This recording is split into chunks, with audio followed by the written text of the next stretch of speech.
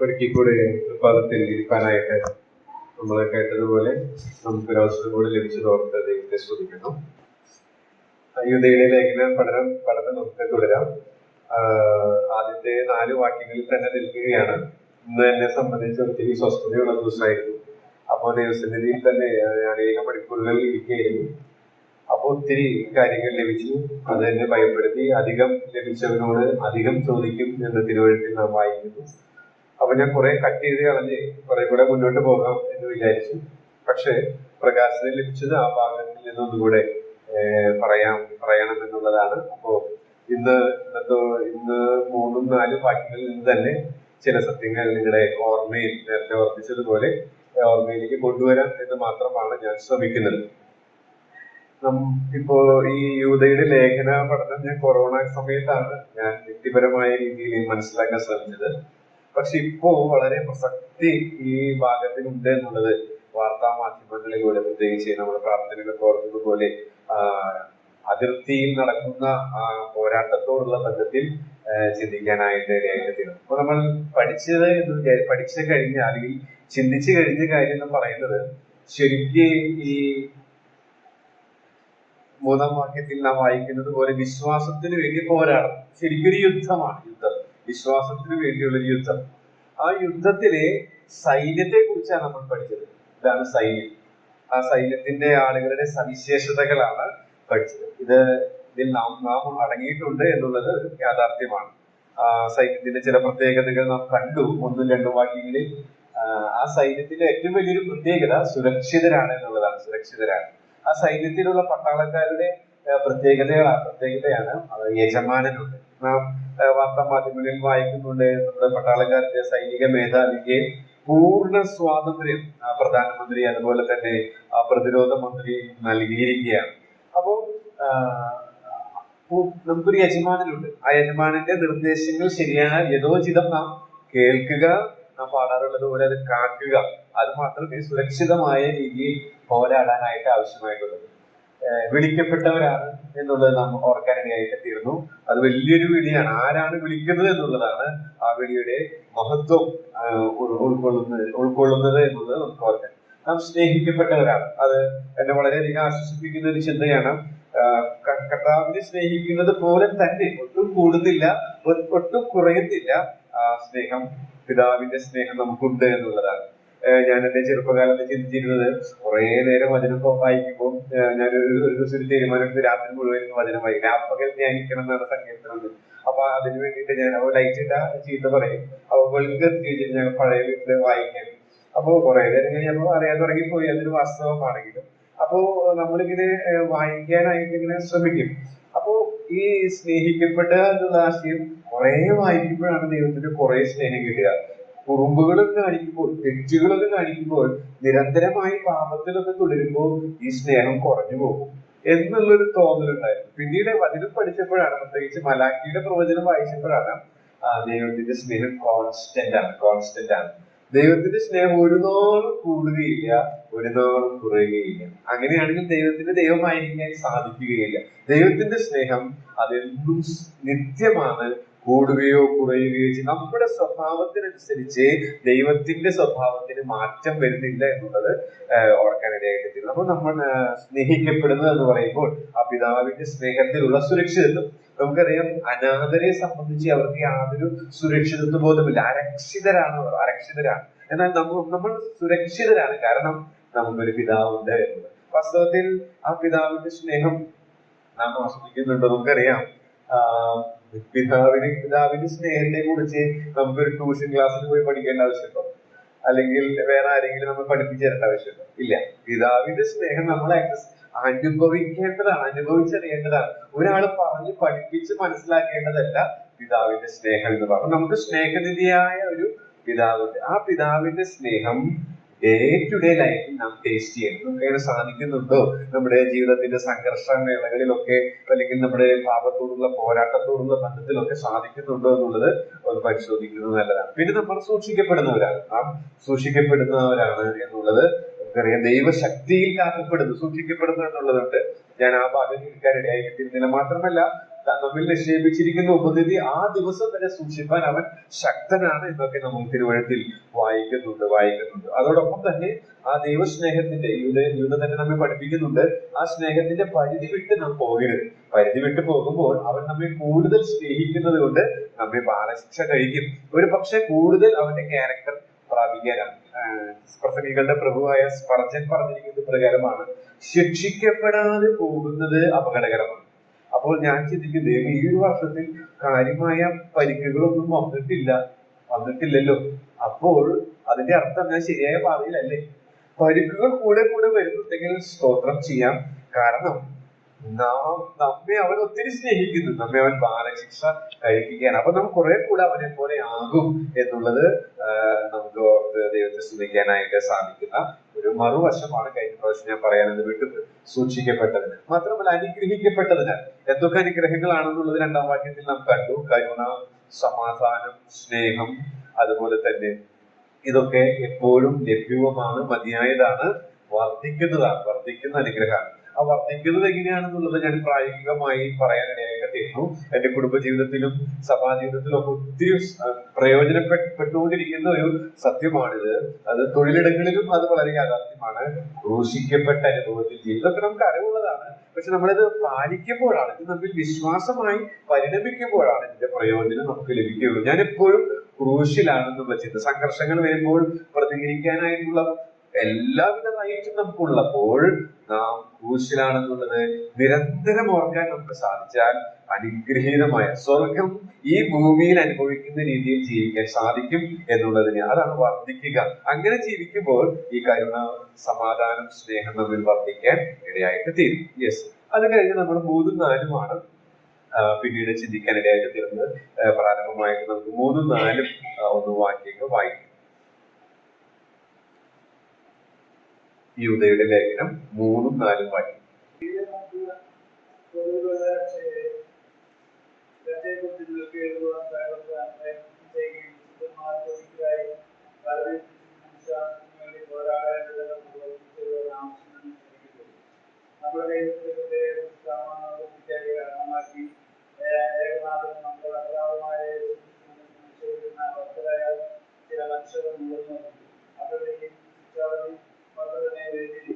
Okay, അപ്പോ ഇതിന്റെ മറ്റൊരു ലളിതമായ ട്രാൻസ്ലേഷൻ ആണ് ഞാൻ കഴിഞ്ഞ പ്രാവശ്യം കാണിക്കാനിടയായിട്ട് തീർന്നു. ലിവിംഗ് ബൈബിളിലുള്ള ആശയങ്ങളാണ് അത് ചെയ്തിരിക്കുന്നത്.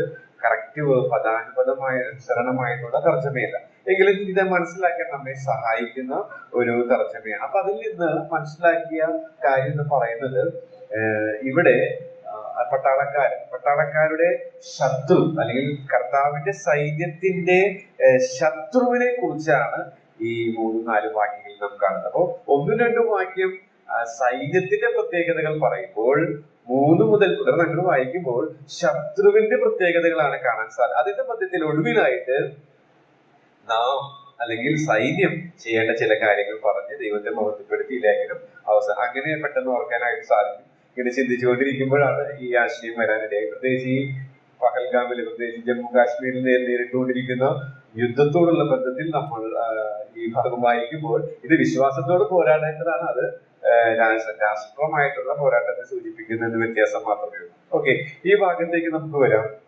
ഇവിടെ 3-4 വാക്യങ്ങളിൽ നിന്ന് മനസ്സിലാക്കുന്ന ഒരു പ്രധാനപ്പെട്ട സത്യം കഴിഞ്ഞ ആഴ്ച ഞാൻ പറഞ്ഞു. അനുസരണമുള്ളവരാണ്, സുരക്ഷിതരാണെന്നുള്ളത് നേരത്തെ പറഞ്ഞു കഴിഞ്ഞു. അതിന്റെ പ്രത്യേകതകൾ പറഞ്ഞു. 3-4 വാക്യങ്ങൾ നമ്മെ പഠിപ്പിക്കുന്നത് ഈ പട്ടാളക്കാർ അല്ലെങ്കിൽ സത്യവിശ്വാസം മുറുകെ പിടിച്ച് വിശ്വസ്തയോടുകൂടെ ജീവിക്കുന്നവർ, അവർ അനുസരണമുള്ളവരാണ്. ആ ധ്വനി, എഴുത്തുകാരന്റെ അനുസരണം നാം അവിടെ കാണുന്നുണ്ട്. പൊതുവിലുള്ള രക്ഷയെ കുറിച്ച് ഇങ്ങനെ എഴുത്തുകാരൻ എങ്ങനെയാണ് എഴുതിയിരിക്കുന്നത്? റോമാലേഖനം എഴുതാനാണ് വിചാരിച്ചത്, പക്ഷേ വിശ്വാസത്തിന് വേണ്ടി പോരാടാനാണ് ദൈവത്തിന്റെ ആത്മാവ് പറഞ്ഞിരിക്കുന്നത്, പ്രേരിപ്പിച്ചത് എന്നുള്ളതാണ്. അപ്പൊ യൂദയുടെ അനുസരണം നമ്മളിവിടെ കാണുന്നുണ്ട്. അതുപോലെ തന്നെ 4-ാം വാക്യത്തിൽ അതിന്റെ എതിർവശം, അതായത് വിശ്വാസത്യാഗികളുടെ അനുസരണക്കേടിനെ കുറിച്ചാണ് കാണിക്കുന്നത്. അപ്പൊ അനുസരണക്കേടും അനുസരണവും കാണും. അപ്പൊ അതിൽ നിന്നൊരു പാഠം പഠിക്കാനിടയായിട്ട് തീർന്നു. സത്യവിശ്വാസത്തിൽ നിലനിൽക്കുന്നവർ അനുസരണമുള്ളവരാണ്. അനുസരണം, അതിലെ ചില കാര്യങ്ങൾ ഓൾറെഡി നമ്മൾ ചിന്തിച്ചു. എന്തുകൊണ്ടാണ്, അല്ലെങ്കിൽ അനുസരണമുള്ളവരാണ് എന്തുകൊണ്ട് എന്നുള്ളത് നമ്മൾ ഓർക്കാനിടയായിട്ട് തീർന്നു. ആ 3ന്റെ ആദ്യത്തെ പദം നമ്മൾ ഓർമ്മിക്കുന്നത് പ്രിയരെ എന്നുള്ളതാണ്. പ്രിയരെ എന്ന് പറയുമ്പോൾ പ്രിയരായതിനാൽ എന്നുള്ള സത്യം നമുക്കറിയാം. യൂദയ്ക്ക് ഈ ദൈവജനം പ്രിയപ്പെട്ടവരാണ്, അതോടൊപ്പം തന്നെ ദൈവത്തിന് പ്രിയരാണ്. അപ്പൊ എങ്ങനെ നമ്മൾ പ്രിയരായ എന്നുള്ളതൊക്കെ നമ്മൾ ഓർക്കാനിടയായിട്ട് തീർന്നു. പിന്നെ നമ്മൾ ചിന്തിച്ചത്, രണ്ടാമതായിട്ട് നമ്മൾ ചിന്തിച്ചത് ബന്ധമുള്ളതിനാൽ, ആ ബന്ധത്തെ സൂചിപ്പിക്കുന്ന പ്രൊനൗൺസ് നമുക്ക്, അതായത് സർവനാമങ്ങൾ നമുക്ക് ഈ 3-4 വാക്യങ്ങളിൽ കാണാൻ സാധിക്കും. നമുക്ക്, നിങ്ങൾക്ക്, നമ്മുടെ എന്നുള്ള പദങ്ങൾ ആവർത്തിച്ചു വരും. അപ്പൊ തിരുവഴുത്തിന്റെ ഒരു പ്രത്യേകത, വള്ളിപ്പുള്ളി ദൈവത്തിന്റെ ആത്മാവ് നമ്മൾ സംസാരിക്കാനായിട്ട് സാധിക്കും. അപ്പൊ ഈ നമുക്ക് എന്നുള്ളത് യഹൂദനാവട്ടെ ജാതിയനാവട്ടെ അവർക്ക് ഒരുമിച്ച് നമ്മുടെ എന്ന് പറയാൻ സാധിച്ചത് എങ്ങനെയാ? ക്രിസ്തു മൂലമുള്ള ബന്ധം മുഖാന്തരമാണ്. അതാണ് ബന്ധമുള്ളതിനാൽ എന്നുള്ളത് പറയാനോടനുബന്ധിച്ച് ചില കാര്യങ്ങൾ നമ്മൾ ഓർക്കാനിടയായിട്ട് തീർന്നു. മൂന്നാമതായിട്ട് ഒടുവിലായിട്ട് നമ്മൾ ചിന്തിച്ചത് പോർക്കളത്തിലാണ്. അത് വിശ്വാസത്തിന് വേണ്ടി, 3ാം വാക്യത്തിൽ നാം വായിക്കുന്നു, വിശ്വാസത്തിന് വേണ്ടി പോരാടേണ്ടതിന് പ്രബോധിപ്പിച്ചേക്കുവാൻ. അപ്പൊ ആ പോരാട്ടം എന്നുള്ള പദം ഒരു പോർക്കളം, ശരിക്കും അതൊരു ദ്വന്ദ്വ യുദ്ധത്തിന്റെ ചിത്രമാണ് മൂലഭാഷയിലുള്ളത്. എന്നാൽ ഈ ശൈലി നാം നോക്കുമ്പോൾ പോർക്കളത്തിന്റെ ചിത്രം അല്ലെങ്കിൽ ഒരു കളിക്കളത്തിന്റെ ചിത്രമായിട്ട് നമുക്ക് എടുക്കാനായിട്ട് സാധിക്കും. അപ്പോൾ അതിനെ കുറിച്ച് ചില കാര്യങ്ങൾ ചിന്തിക്കാനിടയായിട്ട് തീർന്നു. ഇനി എന്തുകൊണ്ട് അനുസരണമുള്ളവരാകണം, അല്ലെങ്കിൽ അനുസരണമുള്ളവരാണ് വിശ്വസ്തനായവർ എന്നുള്ളത് ഇപ്പൊ ചിന്തിക്കുമ്പോൾ എന്തുകൊണ്ട് എന്നുള്ളതിനെ കുറിച്ച് അടുത്ത ഒരു പാഠം നമുക്ക് ആ 3ൽ തന്നെ കാണാനായിട്ട് സാധിക്കുന്നുണ്ട്. അത് മറ്റൊന്നുമല്ല, വരമേൽപ്പിച്ചിരിക്കുന്നതിനാൽ എന്നുള്ള ആശയമാണ്. വരമേൽപ്പിച്ചിരിക്കുന്നതിനാൽ 3ാം വാക്യത്തിൽ നാം അങ്ങനെ വായിക്കുന്നുണ്ട്, പ്രിയരെ, നമുക്ക് പൊതുവിലുള്ള രക്ഷയെ കുറിച്ച് നിങ്ങൾക്ക് എഴുതുവാൻ സകല പ്രയത്നവും ചെയ്യുകയിൽ വിശുദ്ധന്മാർക്ക് ഒരിക്കലായിട്ട് വരമേൽപ്പിച്ചിരിക്കുന്നു. അപ്പൊ വരമേൽപ്പിച്ചിരിക്കുന്ന എന്നുള്ള പദം തന്നെ ഒരുപാട് സത്യങ്ങൾ നമ്മെ പഠിപ്പിക്കുന്നുണ്ട്. അപ്പൊ വരമേൽപ്പിച്ചിരിക്കുന്ന എന്നുള്ള ക്രിയാപദം അത് എന്തുകൊണ്ട് അനുസരണമുള്ളവരാണ് എന്നുള്ളതിനെ കുറിച്ച് നമ്മെ ഓർമ്മിക്കുന്നു. ഇനി ഈ വരമേൽപ്പിക്കുക എന്നുള്ള പദത്തിന്റെ അർത്ഥം എന്താണെന്ന് അറിയാമോ? നമുക്കറിയാം, വരമേൽപ്പിക്കുക എന്നുള്ളതിന്റെ അർത്ഥം വിശ്വസിച്ച് ഏൽപ്പിച്ചിരിക്കുന്നത്, സൂക്ഷിക്കാൻ ഏൽപ്പിച്ചിരിക്കുന്നത് എന്നുള്ളതാണ് ആ പദത്തിന്റെ അർത്ഥം. അപ്പൊ വിശ്വസിച്ച് ഏൽപ്പിച്ചിരിക്കുന്നത്, സൂക്ഷിക്കാൻ ഏൽപ്പിച്ചിരിക്കുന്നത്. അപ്പൊ നമ്മെ വിശ്വസിച്ച് ദൈവം ചില കാര്യങ്ങൾ ഏൽപ്പിച്ചിട്ടുണ്ട്, നമ്മെ സൂക്ഷിക്കാനായിട്ട് ചില കാര്യങ്ങൾ ഏൽപ്പിച്ചിട്ടുണ്ട്. അതിനായി പോരാടണം എന്നാണ് ഇവിടെ പറയുന്നത്. അപ്പൊ അർത്ഥം കുറെ കൂടെ നമുക്ക് ഇത് വിശകലനം ചെയ്ത് പഠിക്കുമ്പോൾ മനസ്സിലാക്കാനായിട്ട് സാധിക്കും. ഇനി ഇവിടെ പറയുന്നത് ആരാണ് പരമേൽപ്പിച്ചിരിക്കുന്നത്? ആ വാക്യം തന്നെ നമ്മളൊന്ന് അനലൈസ് ചെയ്യാണ്, ഒബ്സർവ് ചെയ്യാണ്. ആരാണ് പരമേൽപ്പിച്ചിരിക്കുന്നത്? നമുക്കറിയാം, ദൈവം താൻ തന്നെയാണ് പരമേൽപ്പിച്ച്. അതെങ്ങനെ മനസ്സിലാക്കാം? ആവശ്യം എന്ന് എനിക്ക് തോന്നി. ഈ തോന്നി എന്നുള്ളത് ക്രിസ്തുവിന്റെ സ്നേഹം എന്നെ നിർബന്ധിക്കുന്നു, കമ്പൽ ചെയ്യുന്നു എന്നുള്ള, അല്ലാതെ നാം രണ്ടുപേരും കൂടി നമ്മൾ സംസാരിച്ചപ്പോൾ ചില പുതിയ ആശയങ്ങൾ ലഭിച്ചു. അപ്പൊ ആശയങ്ങൾ ഉടനടി തന്നെ നടപ്പിലാക്കണം. അത് സഭയിൽ അവതരിപ്പിച്ചു, അല്ലെങ്കിൽ നമ്മളത് വീട്ടിൽ അവതരിപ്പിച്ചു, തൊഴിലിട, അങ്ങനെയുള്ള ചിന്തയില്ലാത്ത അല്ലെങ്കിൽ നമ്മുടെ സ്വാഭാവികമായി തോന്നുന്ന ആശയങ്ങളല്ല, മറിച്ച് അവിടെ ഉപയോഗിച്ചിരിക്കുന്ന പദത്തിന്റെ ആശയം എന്ന് പറയുന്നത് ക്രിസ്തുവിന്റെ സ്നേഹം എന്നെ നിർബന്ധിക്കുന്നു എന്ന് പൗലോസ് എപ്രകാരം ഉപയോഗിച്ചുവോ അതേ ആശയമാണ് ഇവിടെ യൂദ ഉപയോഗിക്കുന്നത്. ഭാഷാ ശൈലിക്ക് വ്യത്യാസമുണ്ട്. നമ്മൾ വായിക്കുമ്പോൾ തോന്നി എന്ന് പറയുമ്പോൾ തോന്നിയെന്നോ അതിന്റെ ഗൗരവം ഒരു പക്ഷെ മനസ്സിലാക്കാനായിട്ട് സാധിച്ചെന്ന് വരില്ല. അപ്പോ ആരാണ് ഇത് വരമേൽപ്പിച്ചത് എന്ന് ചോദിച്ചാൽ ദൈവം താൻ തന്നെയാണ് വരമേൽപ്പിച്ചത്. തോന്നി എന്നുള്ള അല്ലെങ്കിൽ നിർബന്ധിക്കുന്നു എന്നുള്ള ആശയത്തിൽ നിന്ന് അത് നമുക്ക് മനസ്സിലാക്കാനായിട്ട് സാധിക്കും. വീണ്ടും ഈ വാക്യത്തിൽ നമുക്ക് ഒന്നുകൂടെ നിരീക്ഷിക്കുക. ആർക്കാണ് പരമേൽപ്പിച്ചിരിക്കുന്നത് നിങ്ങൾക്ക് പറയാമോ? ആർക്കാണ് പരമേൽപ്പിച്ചിരിക്കുന്നത്? 3ാം വാക്യത്തിന് ഉത്തരം ഉണ്ട്. വിശുദ്ധന്മാർക്ക് ഒരിക്കലായിട്ട് പരമേൽപ്പിച്ചിരിക്കുന്നു. അപ്പൊ വിശുദ്ധന്മാർക്കാണ് ഇത് വരമേൽപ്പിച്ചിരിക്കുന്നത് എന്നുള്ളത് നമുക്ക് മനസ്സിലാക്കാനായിട്ട് സാധിക്കും. കൂടുതൽ വിശദീകരണം അതിന് ആവശ്യമില്ല. മൂന്നാമതായിട്ട് എപ്പോഴാണ് പരമേൽപ്പിച്ചിരിക്കുക അല്ലെങ്കിൽ ഏത് വിധത്തിലാണ് പരമേൽപ്പിച്ചിരിക്കുന്നത് എന്ന് ചോദിക്കുമ്പോൾ ആ വാക്യത്തിൽ തന്നെ നമുക്ക് കാണാനായിട്ട് സാധിക്കും ഒരിക്കലായി എന്നുള്ളതാണ്. ഒരിക്കലായി. ഒരിക്കലായി എന്ന് പറയുമ്പോൾ അത് വളരെ അർത്ഥസമ്പുഷ്ടമുള്ള പദമാണ്. നമുക്കറിയാം, ഒരിക്കൽ എന്നേക്കുമുള്ള വീണ്ടെടുപ്പ് സാധിച്ചു എന്നുള്ളത് നാം കാണും. അതേ ആശയം തന്നെയാണ് ഇവിടെ വരുന്നത്. ഒരിക്കലായി വരമേൽപ്പിക്കുക എന്ന് വെച്ചാൽ കാലങ്ങൾ കഴിയും തോറും മാറ്റങ്ങൾ വരുത്തേണ്ടതല്ല. നമ്മെ എന്താണോ സൂക്ഷിക്കാനായിട്ട് വരമേൽപ്പിച്ചത്, നമ്മെ എന്താണോ വിശ്വസിച്ച് ഏൽപ്പിച്ചത്, അത് കാലങ്ങൾ കഴിയുന്നതിനനുസരിച്ച് മാറ്റം വരുത്തേണ്ട ആവശ്യമില്ല. ഒരിക്കലായി വരമേൽപ്പിച്ചതാണ്, ഒരിക്കലായി. ഇനി അത് ഇപ്പൊ നമുക്ക് സമ്പത്ത് വർദ്ധിച്ചു, അപ്പൊ ചെറിയ ചെറിയ അയവ് വരുത്താൻ പാടില്ല. ഒരിക്കലായിട്ട് വരമേൽപ്പിച്ചതാണ്. ഇനി നമുക്ക് സമ്പത്തില്ല, അപ്പൊ നമുക്ക് വേണമെങ്കിൽ ഒന്ന് ചെറിയ മാറ്റങ്ങൾ നമ്മൾ വരമേൽപ്പിച്ചില്ല, ഇല്ല, അങ്ങനെ ഒരു പ്രമാണം ഇല്ല. ഒരിക്കൽ എന്നുള്ളത് മാറ്റം വരുത്താൻ പാടില്ല. ആ വാക്കിന്റെ മൂലഭാഷയിൽ ആശയങ്ങൾ വരുന്നത് സമ്പുഷ്ടമാണ്. ഒരിക്കലായി എന്ന് വെച്ചാൽ പൂർണ്ണമായി. ഇതൊന്നും കൂട്ടുകയും വേണ്ട, കുറയ്ക്കുകയും വേണ്ട. അത് ദൈവത്തിന്റെ പ്രത്യേകതയാണ്. ഞാൻ നേരത്തെ ദൈവത്തിന്റെ സ്നേഹത്തെ കുറിച്ച് പറഞ്ഞു. ദൈവത്തിന്റെ സ്നേഹം ഒരു നാളും കൂടുന്നില്ല, കുറയുന്നില്ല. അപ്പൊ അതുപോലെ തന്നെ ദൈവം വരമേൽപ്പിച്ച ഒരു കാര്യം ഒരിക്കലായി വരമേൽപ്പിച്ചിട്ടുണ്ടെങ്കിൽ അത് അതിൽ തന്നെ പൂർണ്ണതയുള്ളതാണ്. നാം ഒന്നും ആഡ് ചെയ്യേണ്ടതായിട്ടില്ല. നമ്മുടെ സംസ്കാരം അനുസരിച്ചോ, നമ്മുടെ കാഴ്ചപ്പാടുകൾ അനുസരിച്ചോ, നമ്മുടെ അഭിപ്രായം അനുസരിച്ചോ, നമ്മുടെ തോന്നലനുസരിച്ചോ ഒന്നും നമുക്ക് മാറ്റാൻ. അത് പൂർണ്ണതയുള്ളതാണ്. മാത്രമല്ല അത് തികവുള്ളതാണ്. മറ്റൊരാശയം മായം ചേർക്കാൻ ആവശ്യമില്ലാത്തതാണ്. കർത്താവ് ഒരിക്കലായിട്ട് ഏൽപ്പിച്ചിട്ടുള്ളത്, നമ്മെ സൂക്ഷിക്കാൻ വിശ്വസിച്ച് ഏൽപ്പിച്ചിട്ടുള്ളതില് നാം ഒരിക്കലും മായം ചേർക്കേണ്ടതായിട്ട് ഇല്ല എന്നുള്ള ആശയം അവിടെ വരുന്നുണ്ട്. ഓക്കെ, അതാണ് എപ്പോഴാണ് എന്നുള്ളതിനെ കുറിച്ച് ഞാൻ പറയാനായിട്ട് ആഗ്രഹിക്കുന്നു. ഇനി എങ്ങനെയാ പരമേൽപ്പിച്ചത് അവിടെ തന്നെ നമുക്ക് കാണാനായിട്ട് സാധിക്കുന്നില്ല. അത് പക്ഷെ നമുക്ക് 1 പത്രോസ് 1, 2 പത്രോസ് 1:2 ഈ കാലം മനസ്സിലാക്കാനായിട്ട് സാധിക്കും. 2 പത്രോസ് 1:2. 2 പത്രോസ് 1:1.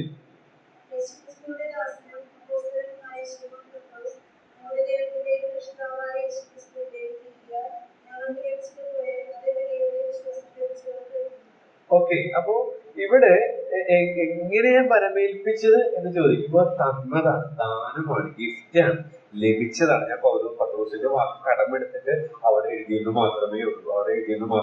അപ്പൊ ലഭിച്ചതാണെന്നുള്ളത് അതിന്റെ മൂലഭാഷ ഒപ്റ്റൈൻ, ഇംഗ്ലീഷിൽ ഒപ്റ്റൈൻ എന്നാണ്. ഒപ്റ്റൈൻ എന്ന് വെച്ച് കഴിഞ്ഞിട്ടുണ്ടെങ്കിൽ ദൈവം തന്റെ ഹിതപ്രകാരം ദാനമായിട്ട് തരാണ്. അതിന് നമ്മുടെ സാമർഥ്യമോ, നമ്മുടെ കഴിവോ, നമ്മുടെ പാണ്ഡിത്യമോ, നമ്മുടെ മേന്മ ഒന്നും ഇതിന് മാറുകയല്ല. അതിന്റെ ഒരു അടിസ്ഥാനത്തിലല്ല. ഇത് എന്താണോ വിശ്വസിച്ച് ഏൽപ്പിച്ചത്, എന്താണോ സൂക്ഷിക്കാൻ ഏൽപ്പിച്ചത്, അത് ദൈവം ദാനമായി തന്റെ ഇഷ്ടപ്രകാരമാണ് അത് നൽകുന്നത്.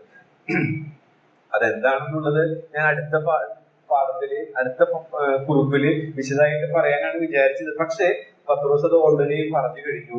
എന്താണ് ലഭിച്ചത് എന്നുള്ളത് അവിടെ പറയുന്നുണ്ട്. അതേ വിലയേറിയ വിശ്വാസം ലഭിച്ചു. അതേ കാര്യം തന്നെയാണ് ഇവിടെ പറയുന്നത്, വിശ്വാസത്തിന് വേണ്ടി പോരാടേണ്ടതിന് എന്നുള്ളത്. അപ്പൊ ഞാൻ ഇങ്ങനെ ചിന്തിച്ചു, ഈ വിശ്വാസം എന്നിലേക്ക് എങ്ങനെ എത്തിയത്? ഇനി നിങ്ങളൊന്ന് ചിന്തിച്ചു നോക്കൂ, ഈ വിശ്വാസം നിങ്ങളിലേക്ക് എങ്ങനെ എത്തിയത്? അപ്പൊ നമുക്ക് ഓർക്കാനായിട്ട് സാധിക്കും, ഈ ഒരിക്കലായി വരമേൽപ്പിച്ച ഈ വിശ്വാസം അതിലൊരു മായം ചേർക്കാതെ, അതിലൊട്ടും കൂട്ടിച്ചേർക്കാതെ, അത് അതേ തനിമയോടെ തന്നെ തലമുറകൾ കൈമാറി നമ്മിലേക്ക് വന്നു. എന്നാൽ ഇതിന്റെ ആദ്യത്തെ വിത്ത് ഇവിടെ വിതച്ചവർക്ക് ഒരുപാട് സഹനങ്ങൾ അനുഭവിക്കേണ്ടി വന്നു, ഒരുപാട് കഷ്ടതകൾ അനുഭവിക്കേണ്ടി വന്നു. ചിലർക്ക് അവരുടെ ജീവൻ തന്നെ അതിന് വിലയായി കൊടുക്കാൻ ഇടയായിട്ട് തീർന്നു. അങ്ങനെ തലമുറകൾ കൈമാറി ഈ തനിമയുള്ള ഈ ഒരിക്കലായി വരമേൽപ്പിച്ച ഈ വിലയേറിയ വിശ്വാസം നമ്മിലേക്ക് സുവിശേഷത്തിന്റെ കേൾവിയാൽ ലഭിക്കാനായിട്ട് ഇടയായിട്ട് തീർന്നു എന്നുള്ളതാണ്. ദൈവത്തിന്റെ സ്തോത്രം. നമ്മുടെയൊക്കെ രക്ഷയുടെ അനുഭവത്തിലേക്ക് വന്ന കാര്യങ്ങൾ നമ്മുടെ നാട്ടിൽ പക്ഷെ ഈ വിശ്വാസ ഭവനങ്ങളിൽ ജനിച്ചു വളർത്തപ്പെട്ടവർക്ക് അതിൻ്റെതായ ആ പോരാട്ടത്തിന്റെ ഡിഗ്രിയിൽ വ്യത്യാസം ഉണ്ടായിരിക്കും. 1ാം തലമുറയിൽ വരുന്നവർക്ക് പോരാട്ടം അതിശക്തമായിരിക്കും. എന്നാൽ അതിനു മുൻപേ തന്നെ ഈ ഈ ഈ രാജ്യത്ത്, ഈ മണ്ണിൽ, ഈ ഭാരതത്തിന്റെ മണ്ണിൽ സുവിശേഷവുമായിട്ട് ഈ വിശ്വാസം കൊണ്ടുവരുമ്പോൾ അവർ അനുഭവിച്ച ത്യാഗങ്ങൾ, കഷ്ടതകൾ എത്ര വലുതായിരുന്നു എന്നുള്ളത് ഓർക്കുമ്പോഴാണ് നമുക്ക് ലഭിച്ച വിശ്വാസത്തിന്റെ മഹത്വവും ശ്രേഷ്ഠതയും ഉൾക്കൊള്ളുവാനായിട്ട് സാധിക്കും. ആ മഹത്വവും അതിന്റെ ശ്രേഷ്ഠതയും മനസ്സിലാക്കുന്നവർ ഒരിക്കലും വഴിതെറ്റി പോവുകയില്ല. പക്ഷെ അത് നമ്മിൽ നിന്ന് തലമുറകൾ കൈമാറി വന്നപ്പോൾ നഷ്ടപ്പെട്ടു പോയി. ഒരിക്കൽ ഞാൻ കേട്ട ഒരു കഥ ഇങ്ങനെയാണ്. അതായത് ഒരു ടൂറിസ്റ്റ്, അദ്ദേഹത്തിന് അവധിക്കാലം വിനോദയാത്ര ചെയ്യണം, അതാണ് ഹരം. അങ്ങനെ വളരെ മനോഹരമായ ഒരു പ്രദേശത്തേക്ക് അദ്ദേഹം യാത്ര ചെയ്യും. അങ്ങനെ യാത്ര ചെയ്ത കടലിന്റെ തീരത്ത് വളരെ ബ്യൂട്ടിഫുൾ ആയ യൂറോപ്പിലൊരു സ്ഥലമാണ്. അപ്പൊ അദ്ദേഹം എഴുന്നേറ്റ് നോക്കിയപ്പോ അവിടെ ഒരു തോട്ടക്കാരനെ കണ്ടു. രാവിലെ പ്രഭാതത്തിൽ. അപ്പൊ തോട്ടക്കാരന്റെ അടുത്തേക്ക് വന്നിട്ട് കാര്യങ്ങൾ കഴിഞ്ഞ് 10 വർഷമായിട്ട് അദ്ദേഹം ആ ഹോട്ടലിൽ, ആ റിസോർട്ടില് തോട്ടക്കാരനായിട്ട് ജോലി ചെയ്യാണ്. അപ്പൊ ഇദ്ദേഹം പറഞ്ഞു, സഞ്ചാരപ്രിയനായ വ്യക്തി പറഞ്ഞു, താൻ എത്ര ഭാഗ്യവാനാണ്, ദിവസവും ഈ മനോഹരമായ സീനറി, ഈ ഭൂപ്രകൃതിയുടെ ചാരുത ആസ്വദിച്ച് ജീവിക്കാനായിട്ട് താങ്കൾക്ക് സാധിക്കുന്നത് എത്ര ഭാഗ്യാണെന്ന് പറഞ്ഞപ്പോ ആള് പറഞ്ഞത്, ഞാനതൊന്നും ശ്രദ്ധിക്കാറേയില്ല എന്നതാണ്. ഷേക്സ്പിയർ പറഞ്ഞതുപോലെ അതിപരിചയം അവജ്ഞയുളവാക്കി. ആ തോട്ടക്കാരനെ സംബന്ധിച്ച് കഴിഞ്ഞ 10 വർഷമായിട്ട് ഈ ഭൂപ്രകൃതി പോലെ തന്നെ കാണുകയാണ്. എന്നാൽ ഭൂപ്രകൃതിയുടെ മനോഹരം ആസ്വദിക്കുന്ന, അതിന്റെ മഹത്വം ഉൾക്കൊള്ളുന്ന ഒരു വ്യക്തിയെ സംബന്ധിച്ച് ആ സീൻ അല്ലെങ്കിൽ ആ സീനറി എന്ന് പറയുന്നത് അത് വളരെ പുതുമ നൽകുന്ന, വളരെ ആസ്വാദികരമായ ഒന്നാണ്. ഇത് തന്നെയാണ് ഇന്ന് നമ്മുടെ സഭകളിലൊക്കെ സംഭവിച്ചിരിക്കുന്നത്. തലമുറകൾ കഴിഞ്ഞപ്പോൾ ഈ വിശ്വാസത്തിന്റെ മഹത്വവും ശ്രേഷ്ഠതയും അതിപരിചയം അവജ്ഞ ഉളവാക്കുന്നു എന്നുള്ള ചൊല്ലിനെ വഴിമാറി കൊടുത്തിരിക്കുന്നു എന്നുള്ളത് ആ ഓരോരുത്തരുടെയും പ്രവൃത്തികളിൽ നിന്ന് നമുക്ക് മനസ്സിലാക്കാനായിട്ട് സാധിക്കും. പലരുടെയും ഭക്തി, ഒരു എഴുത്തുകാരൻ പറഞ്ഞിരിക്കുന്നത്, ഉള്ളിൽ തട്ടാത്ത ഭക്തിയാണ്. ഇന്ന് അനേകർക്കും ഭക്തിയുണ്ട്, പക്ഷെ അവരുടെ ഉള്ളിൽ തട്ടിക്കൊണ്ടുള്ള ഒരു ഭക്തിയല്ല എന്നതാണ്. എന്നാൽ ദൈവത്തിന്റെ വൻ കൃപയാൽ ഈ വളരെ കഷ്ടവും ത്യാഗവും സഹിച്ച് അനേകർ, പ്രത്യേകിച്ച് നാം ഇന്ന് പാടിയ പാട്ടുകളിലുള്ള 3 പാട്ട് എഴുതിയ ആൾക്കാരും ഇതിന് മകുടോദാഹരണമാണ്. ഇപ്പൊ നാഗൽ സാഹിബിനെ കുറിച്ച് ജർമ്മനിയിൽ നിന്ന് അദ്ദേഹം കൊണ്ടുവന്നു. നമുക്കറിയാം, ഇന്ന് നമ്മൾ എത്രയോ, അദ്ദേഹം 1 നൂറ്റാണ്ടുകൾ കഴിഞ്ഞിട്ട് നമ്മൾ ഇന്ന് അങ്ങോട്ട് പോകാനായിട്ട് ശ്രമിക്കുകയാണ്. എന്നാൽ അദ്ദേഹം ആ സൗകര്യങ്ങളൊക്കെ വിട്ട് അദ്ദേഹത്തിന്റെ നാട്, അക്കാലത്ത് ഉള്ള സൗകര്യങ്ങളുടെ ഒരു 100 മടങ്ങ് പിന്നിലായിരുന്നു ഇന്ത്യ. പക്ഷെ അതിലേക്ക് വരുവാനായിട്ടും അദ്ദേഹത്തിന്റെ ചരിത്രം നാം വായിക്കുമ്പോൾ നമ്മുടെ കണ്ണുകൾ നിറയും. എത്ര, പിന്നെ അദ്ദേഹത്തിന്റെ പാട്ടുകൾ, അദ്ദേഹത്തിന്റെ ജീവിത സാക്ഷി, ഇതെല്ലാം നമ്മെ കോരിത്തെരിപ്പിക്കുന്നതാണ്. ചെറിയ സാറിന്റെ പാട്ട് നാം പാടി. ഇവിടെ നിന്ന് മധുരയിലേക്ക് ആദ്യത്തെ ഒരു മിഷണറി ആയിട്ട് കേരളത്തിൽ നിന്ന് താൻ പോവുകയാണ്. അവിടെ താൻ അനുഭവിച്ച കഷ്ടതകൾ, പീഡനങ്ങൾ, വളരെ ശക്തമായി ശുശ്രൂഷയിൽ ഉണ്ടായ സഭ, ആ സഭ തന്നെ ക്രൂശിച്ച രംഗങ്ങൾ, ഇങ്ങനെയൊക്കെയുള്ള വേളകളിൽ പിടിച്ചു നിൽക്കാൻ സാധിച്ചത് ഈ ലഭിച്ച വിശ്വാസത്തിന്റെ മഹത്വവും ശ്രേഷ്ഠതയും തനിക്ക് ഉൾക്കൊള്ളുവാൻ അതെന്നും തനിക്ക് പുതുമ നൽകുന്നതായിരുന്നു എന്നുള്ളതാണ്. ആ ടൂറിസ്റ്റിനെ പോലെ നമ്മുടെ വിശ്വാസം നമുക്ക് എന്തും പുതുമ നൽകുന്നുണ്ടോ, അതോ അതിപരിചയം അവജ്ഞ ഉളവാക്കുകയാണോ എന്ന് നാം ചിന്തിക്കേണ്ടത് ആവശ്യമാണ്. അപ്പൊ ഈ എങ്ങനെയാണ് പരമേൽപ്പിച്ചതെന്ന് ചോദിച്ചാൽ, നമ്മുടെ എന്തെങ്കിലും എടുക്കൊണ്ടോ കഴിവുകൊണ്ടോ അല്ല, അത് ലഭിച്ചതാണ് എന്നുള്ളതാണ്. ഇനി എന്താണ് പരമേൽപ്പിച്ചിരിക്കുന്നത്? അത് ഓൾറെഡി റിവീൽ ചെയ്ത് കഴിഞ്ഞു. നമുക്കറിയാം, വിശ്വാസമാണ് പരമേൽപ്പിച്ചിരിക്കുന്നത് വിശ്വാസമാണ്. ഈ വിശ്വാസം എന്ന് പറയുമ്പോൾ നേരത്തെ നമ്മൾ പറഞ്ഞു ആശ്രയം, അതുപോലെ ഒരു ഡെഫിനിഷൻ നമ്മൾ പറഞ്ഞു. എന്നാൽ ഇവിടെ പറയുന്ന വിശ്വാസം, അതുപോലെ പത്രോസിൽ പറഞ്ഞ വിശ്വാസം രണ്ടാണ്. എന്ന് വെച്ചാൽ വിശ്വാസത്തിന് 2 തലങ്ങളുണ്ടല്ലോ. ഇതിൽ ഇവിടെ പറയുന്ന തലം എന്ന് പറയുന്നത്, അത് കുറച്ചുകൂടെ വ്യക്തമാക്കാനായിട്ട് തിരുവചന സത്യങ്ങളുടെ, അല്ലെങ്കിൽ ആ ബോഡി ഓഫ് ട്രൂത്തിനെ ടോട്ടലി ആകമാനമായിട്ടാണ് ഇവിടെ വിശ്വാസം എന്ന് യൂദ ഉപയോഗിച്ചിരിക്കുന്നത്. എന്നാൽ പത്രോസ് അവിടെ പറയുന്നത് നമുക്ക് വിശ്വസിക്കാനുള്ള കഴിവാണ്. രണ്ടും ക്ലബിൽ ചിന്തിച്ചതുകൊണ്ട് യാതൊരു തെറ്റുമില്ല എന്നുള്ളത്. മറ്റൊരു ആശയം പറഞ്ഞ എന്താണ് ഇവിടെ പരമേൽപ്പിച്ച വിശ്വാസം? എന്താ വിശ്വാസം? ഒരിക്കലായി നൽകിയ സത്യത്തിന്റെ കൂട്ടത്തെ കുറിച്ചാണ് ഇവിടെ പോരാടണം എന്നുള്ളതുകൊണ്ട് അർത്ഥമാക്കുന്നത്. വേറെ ലളിതമായ രീതിയിൽ വചനം കൊണ്ട് വ്യാഖ്യാനിക്കുകയാണെങ്കിൽ എന്താ നമ്മെ പരമേൽപ്പിച്ചത്, എന്താ നമ്മെ വിശ്വസിച്ചിട്ട് ഏൽപ്പിച്ചത്, എന്താ സൂക്ഷിക്കാനായിട്ട് നമ്മെ ഏൽപ്പിച്ചത്? അപ്പോസ്തലന്മാരുടെ ഉപദേശം, അതാണ് നമ്മെ ഏൽപ്പിച്ചത്. ഇടയലേഖനങ്ങളിൽ നാം പോകുമ്പോൾ 16 തവണ ഉപദേശം ഉപദേശം എന്ന് നാം കാണുന്നുണ്ട്. അതായത് നമ്മെ വിശ്വസിച്ച് ഏൽപ്പിച്ച സത്യങ്ങളുടെ കൂട്ടം, തിരുവചന സത്യങ്ങൾ, അപ്പോസ്തലന്മാരുടെ ഉപദേശം, ഇത് നമ്മിൽ പരമേൽപ്പിച്ചിരിക്കുന്നു. ഇത് നാം സൂക്ഷിക്കേണ്ടതാണ്, ഇതിനായിട്ട് നാം പോരാടേണ്ടതാണ് എന്നുള്ളതാണ് ഇവിടെ നമുക്ക് കാണാനായിട്ട് സാധിക്കുന്നത്. ഇനി ഈ ഉപദേശത്തിന്റെ കുറിച്ച് ഒരു 10 വർഷങ്ങൾക്ക് മുൻപ് ഞാൻ കണ്ണാറ സഭയിൽ ഞാൻ അധ്യാപകനാവാൻ പഠിക്കുകയായിരുന്നു. അന്ന് 27 വയസ്സിലാണ് ഞാൻ പഠിക്കാൻ പോകുന്നത്. ആദ്യം ഞാൻ കോളേജിൽ പോകുന്നത് അപ്പോഴാണ്. അപ്പോ രാവിലെ ട്യൂഷൻ, പിന്നെ ഞാൻ കോളേജിൽ പോകുന്നു. അത് കഴിഞ്ഞ് കഴിയാറായപ്പോ എങ്ങനെയോ കണ്ണാറ ചർച്ചുകാരെ എന്നെ വിളിച്ചു, 5 ക്ലാസ്സിന് വിളിച്ചു. അപ്പൊ ഞാൻ അങ്ങനെ ഒരിക്കലും ചിന്തിച്ചിട്ടില്ല, തയ്യാറായിട്ടൊന്നുമില്ല. ഞാൻ ഓക്കെ വചനം ശുശ്രൂഷിക്കുന്നു എന്ന് മാത്രമേ ഉള്ളൂ. അന്ന് ഞാൻ വചനം ശുശ്രൂഷിച്ച് തുടങ്ങേണ്ട എന്റെ സഭയിലെ 4 വർഷങ്ങളെ ആയിട്ടുള്ളൂ. അപ്പോ 2014 അവിടെ പഠിപ്പിക്കാനായിട്ട് അവർ പറഞ്ഞ കാര്യം അപ്പോസ്തലന്മാരുടെ ഉപദേശത്തെ കുറിച്ചായിരുന്നു. അപ്പോസ്തലന്മാരുടെ ഉപദേശം, പിന്നെ അപ്പോസ്തല പ്രവൃത്തി 2:42 ഓരോ കാര്യങ്ങൾ അവർ ഓരോന്നായിട്ട് പഠിക്കുകയായിരുന്നു. അപ്പൊ അതിൽ ആദ്യത്തേതാണ്. അപ്പൊ ഓരോന്നിനും 5 ക്ലാസ് വീതം ഓരോരുത്തർക്ക് ഏൽപ്പിച്ചു എന്ന് തോന്നുന്നു. അപ്പോ അതിലെ ആദ്യമായിട്ട് എന്നോട് പറഞ്ഞു അപ്പോസ്തലന്മാരുടെ ഉപദേശത്തെ കുറിച്ച്. അപ്പൊ ഞാൻ ഈ ഭാഗത്ത് നിന്ന് ഇരുന്നപ്പോൾ ആ ഓർമ്മയിലേക്ക് ഞാൻ പോയി. അപ്പൊ എന്റെ പഴയ നോട്ടുകളൊക്കെ ഞാനിങ്ങനെ 14 വർഷം മുൻപ് പഠിപ്പിച്ചപ്പോൾ എഴുത്തുകൾ ഞാനൊന്ന് എടുത്തു നോക്കി. അപ്പൊ അതിൽ ഇതിനോട് ചേർത്ത ചില കാര്യങ്ങൾ വരാനിടയായിട്ട് തീർന്നു. അപ്പൊ അന്ന് പറഞ്ഞ കാര്യങ്ങൾ ഒന്ന് ഓടിച്ച് പറയാമെന്ന് ഞാൻ വിചാരിക്കും. അത് പൊതു പ്രയോജനപ്പെടും എന്ന് ഞാൻ വിചാരിക്കുന്നു. നമുക്ക് ലഭിച്ച ഈ വിശ്വാസത്തിന്റെ പ്രത്യേകതകൾ, മഹത്വം മനസ്സിലാക്കാനായിട്ട് നമ്മെ സഹായിക്കും. ഒന്നാമത് ആയിട്ട് പറയാനായിട്ട് ആഗ്രഹിക്കുന്നത് ഈ വിശ്വാസം അല്ലെങ്കിൽ അപ്പോസ്തലന്മാരുടെ ഉപദേശത്തിന്റെ പ്രത്യേകത എന്ന് പറയുന്നത്, ഒന്ന് ക്രിസ്തു കേന്ദ്രീകൃതമാണ് എന്നുള്ളത്. 2 കൊരിന്ത്യർ 10:1 എടുത്തു വായിക്കണം എന്നില്ല. അവിടെ ക്രിസ്തുവിന്റെ സൗമ്യതയും താഴ്മയും ഓർപ്പിച്ചുകൊണ്ട് തന്റെ പ്രബോധനം ഒക്കെ ക്രിസ്തുവുമായി ബന്ധപ്പെടുത്തിയിട്ടാണ്. ഒരുപാട് വാക്യങ്ങൾ നമുക്ക് കാണാനായിട്ട് സാധിക്കും. അപ്പോ ഇത് അപ്പോസ്തലന്മാരുടെ ഉപദേശമാണ് എന്നുള്ളത്, അല്ലെങ്കിൽ അത് അറിയാനുള്ള ഒരു ക്രൈറ്റീരിയ എന്ന് പറയുന്നത് ആ വ്യക്തി പ്രസംഗിക്കുന്നത്, ശുശ്രൂഷിക്കുന്നത് ക്രിസ്തുവിനോട് അടുപ്പിക്കുന്നതാണോ അതോ തന്നിലേക്ക് അടുപ്പിക്കുന്നതാണോ എന്ന് നോക്കിയാൽ മതി. നമുക്കറിയാം ഇവിടെ യൂദ പറയുന്നത് ദുരുപദേഷ്ടാക്കന്മാരെ കുറിച്ചാണ്. ദുരുപദേഷ്ടാക്കന്മാരുടെ ഒരു പ്രത്യേകത 4-ാം വാക്യത്തിൽ നാം വായിച്ചു, ഏകനാഥനും, യൂദയുടെ ലേഖനം 1:4 വായിക്കുന്നത്, ഏകനാഥനും നമ്മുടെ കർത്താവുമായ യേശു ക്രിസ്തുവിനെ നിഷേധിക്കുകയാണ്.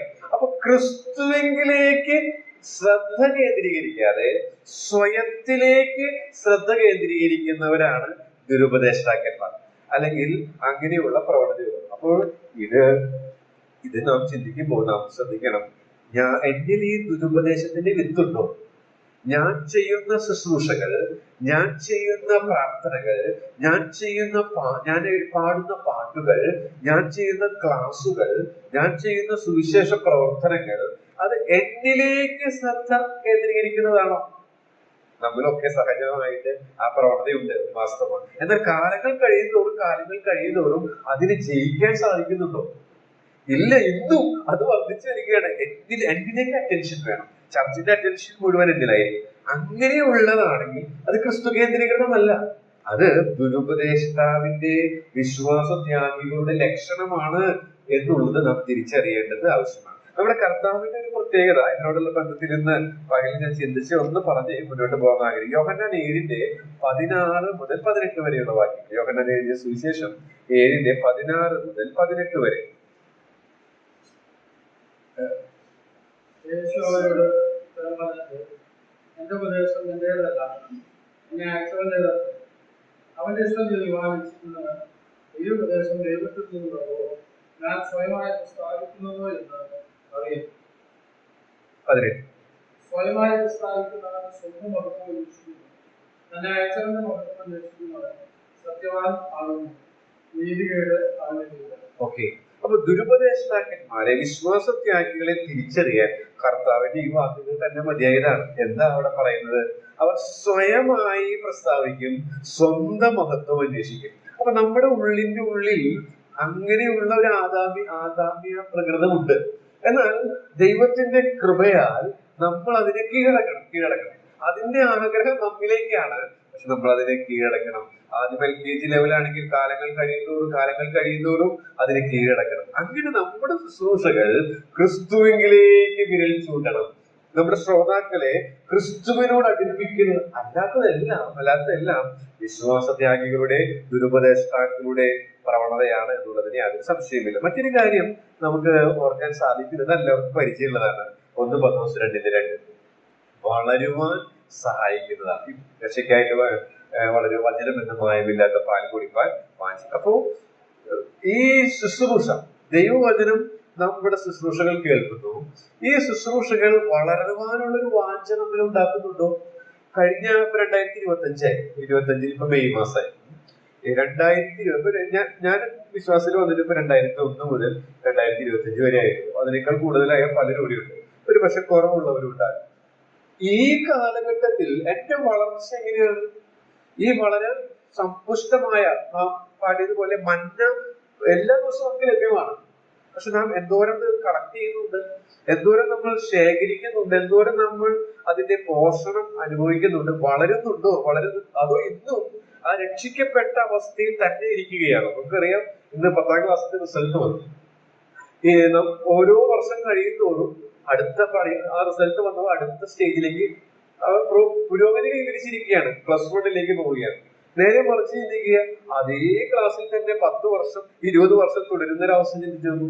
എത്രയോ സങ്കടകരം. അവരുടെ മാതാപിതാക്കൾക്ക് ഉണ്ടാകുന്ന വിഷമം എത്ര വലുതാണ് എന്നുള്ളതിന് യാതൊരു സംശയവുമില്ല. അപ്പോ ഈ വിശ്വാസത്തിന്റെ, അപ്പോസ്തലന്മാരുടെ ഉപദേശത്തിന്റെ ഒരു പ്രത്യേകത എന്ന് പറയുന്നത് അത് നമ്മെ വളരുവാൻ സഹായിക്കുന്നതാണ്. മറ്റൊരു കാര്യം എന്ന് പറയുന്നത് അത് ആരോഗ്യം നൽകുന്നതാണ്. നമുക്കറിയാം, തീത്തോസിന്റെ ലേഖനത്തിൽ 1:9-13 നാം വിശ്വാസത്തിൽ അവർ ആരോഗ്യമുള്ളവരായിട്ട് തീരും. അങ്ങനെ ഉണ്ടെങ്കിൽ നമുക്കറിയാം, നമ്മുടെ സഭകളിലൊക്കെ ചെറിയ പ്രശ്നങ്ങളൊക്കെ വരുമ്പോ വിശ്വാസത്തിൽ നമ്മൾ ആരോഗ്യമില്ലെങ്കിൽ നമ്മൾ ക്ഷീണിച്ചു പോകും, ഉള്ളിൽ ക്ഷീണിച്ച് തളർന്നു പോകും.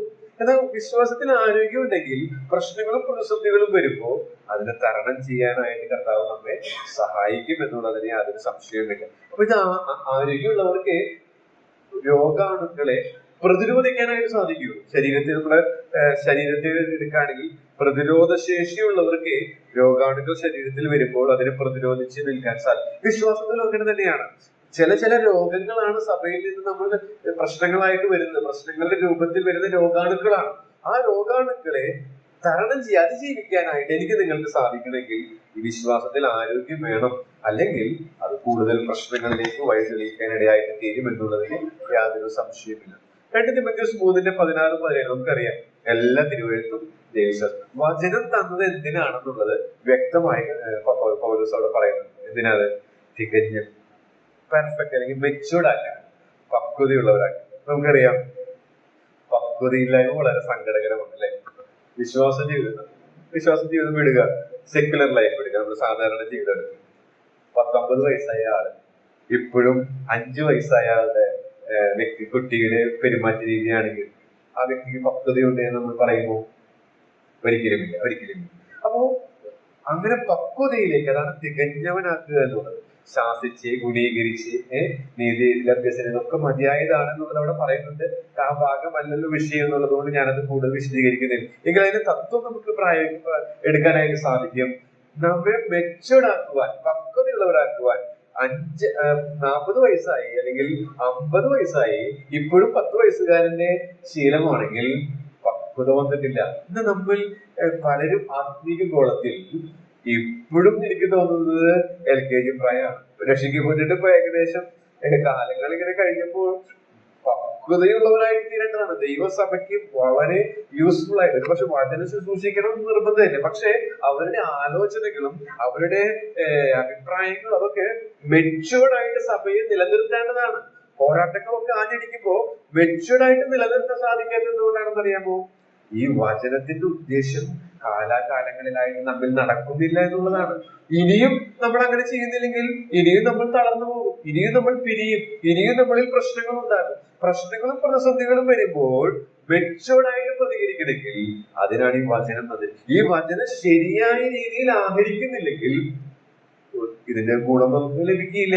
നമ്മൾ സാധാരണ മറ്റുള്ളവരെ പോലെ പെരുമാറും എന്നുള്ളത് ഒരു യാഥാർത്ഥ്യമാണ്. അടുത്തതായിട്ട് നമ്മൾ പറയുന്നത്, നമുക്ക് എന്നേക്കും നിലനിൽക്കുന്നതാണ് ഈ ഉപദേശം.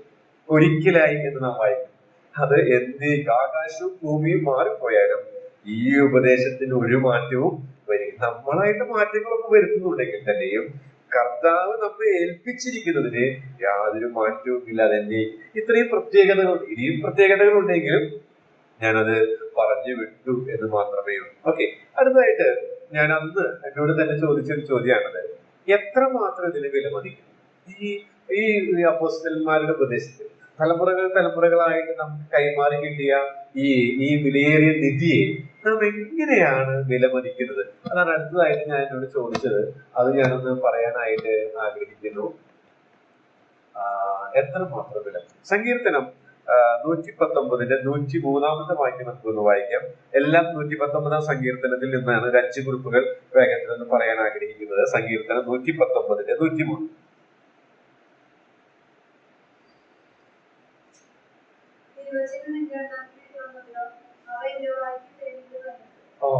തേനിനും നല്ലത്. തേൻ എന്നുള്ളത് ആഹാര പദാർത്ഥമാണ്. അപ്പോ ഇങ്ങനെ നമുക്ക് പറയാം, എന്റെ ആഹാരത്തെക്കാൾ ഞാൻ ഈ ഉപദേശത്തെ, എന്നെ നിക്ഷേപിച്ച, എന്നെ വിശ്വസിച്ചേൽപ്പിച്ച ഈ ഉപദേശ സത്യങ്ങളെ സ്നേഹിക്കുന്നുണ്ടോ? അപ്പൊ നമുക്ക് വിചാരിക്കും ഇതിന് ഇത്ര പ്രസക്തിയുണ്ട്. പ്രസക്തിയുണ്ട്. നിങ്ങളിപ്പോൾ ഹൈലൈറ്റ് മാളിലേക്ക് ഒന്ന് പോയി നോക്കൂ. രാത്രി 11 മണിയായാലും 11:30 നിറയെ ആളുകൾ ആ ഫുഡ് കോർട്ടില് നമുക്ക് കാണാനായിട്ട് സാധിക്കും.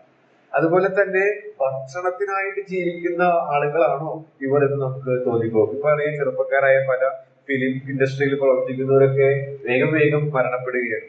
അവരുടെ ഈ ഫാസ്റ്റ് ഫുഡ് കൾച്ചറാണ് അതിന്റെ പിറകിലെന്നാണ് പറയുന്നത് അവിശ്വാസികളെ. എന്നാൽ വിശ്വാസികളോടുള്ള ബന്ധത്തിലും ദൈവം അവരുടെ വയറ് എന്നുള്ള രീതിയിൽ ജീവിക്കുന്ന ആളുകൾ സഭയിൽ തന്നെ ഉള്ളതായിട്ട് തീത്തോസിന്റെ ലേഖനത്തിൽ നാം ഇതിനെ കുറിച്ച് വായിക്കുന്നു. അപ്പോ ആഹാരത്തെക്കാൾ നാം ഈ ഉപദേശത്തെ, ഈ വിശ്വാസത്തെ വിലമതിക്കുന്നുണ്ട്. എന്ന് വെച്ചാൽ വിശക്കുന്നുണ്ട്, വചനമുണ്ട്. ഏതാ നമ്മൾ തിരഞ്ഞെടുക്കുക? വിശപ്പിന് നമ്മൾ പ്രാധാന്യം കൊടുക്കും. ഭക്ഷണം കഴിച്ചപ്പോൾ ഉറക്കം പോകുന്നു, പിന്നെ നമ്മൾ ഉറങ്ങും. അപ്പൊ വചനത്തെ മാറ്റി വെച്ചു. കാരണം വചനം ഇപ്പൊ കഴിച്ചില്ലെങ്കിലും വിശപ്പിന്റെ അത്ര ഫീല് നമുക്ക് അനുഭവിക്കാനായിട്ട് സാധിക്കുന്നില്ല എന്നുള്ളതാണ് ഒരു സങ്കടകരമായ ഒരു കാര്യം എന്ന് പറയും. അടുത്തത് 72 വാക്യം 119 72.